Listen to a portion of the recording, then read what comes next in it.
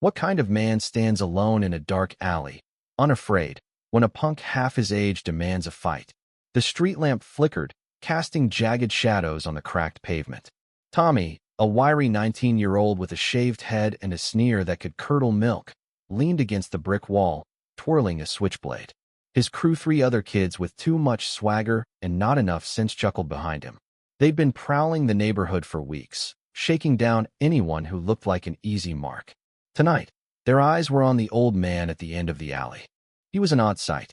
Late 60s, maybe older, with a face like worn leather and hair like steel wool. His name was Samuel, though they didn't know that yet. He leaned lightly on a cane, his shoulders slightly hunched, but his eyes, those sharp, gray eyes, never wavered.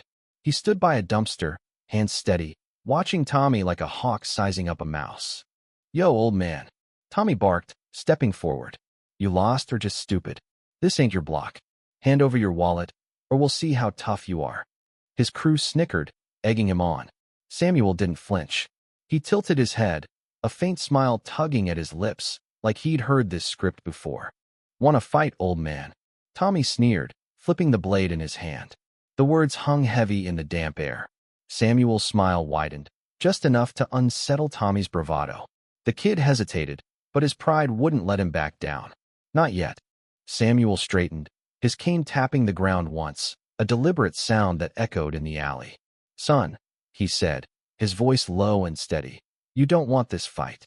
His tone wasn't threatening, but it carried weight, like a man who'd seen things Tommy couldn't imagine. The crew's laughter faltered. Something about the old man felt off. Tommy lunged, blade flashing. In a blur, Samuel sidestepped, his cane snapping up to crack against Tommy's wrist. The knife clattered to the ground. Before Tommy could react, Samuel's free hand gripped his collar, pulling him close. "You're angry," Samuel said, almost gently. "I get it. Life's hard. But this ain't the way." The crew froze, unsure. Tommy, red-faced and struggling, spat. "You're dead, old man."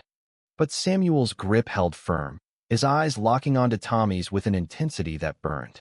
"I was you once," Samuel said. "Young, lost, swinging at the world. Someone showed me another path. I'm giving you that chance now. Walk away." He released Tommy, who stumbled back, clutching his wrist. The crew shifted, ready to jump in, but Samuel raised his cane not as a weapon, but a warning. "I'm not what you think," he said. And then, under the flickering light, he rolled up his sleeve.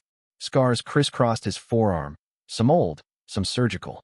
A faded tattoo peeked out, a special forces insignia. Tommy's bravado crumbled. This wasn't just an old man. This was someone who'd walked through fire and come out the other side. The crew sensed it too, their confidence draining like water from a cracked bucket. Samuel didn't need to throw a punch. His presence calm, unyielding, did the talking.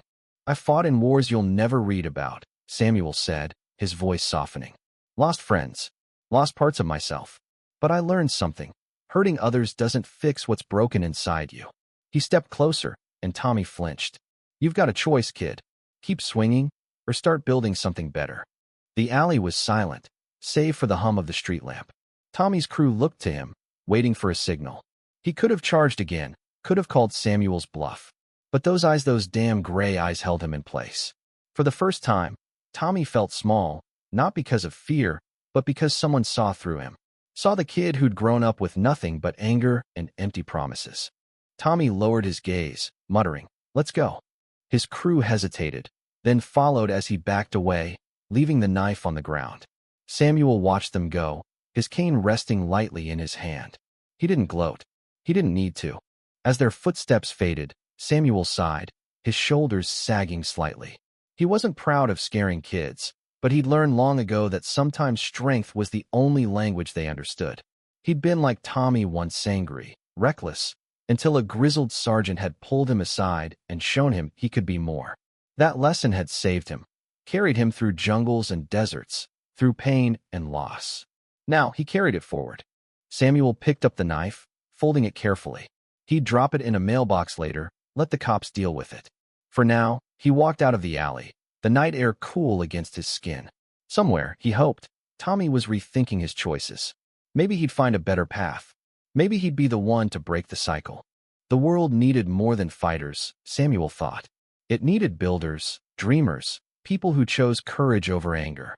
He'd keep walking these streets, not because he wanted to fight, but because someone had to show the lost ones there was another way. And if it took a moment of fear to spark that change, so be it.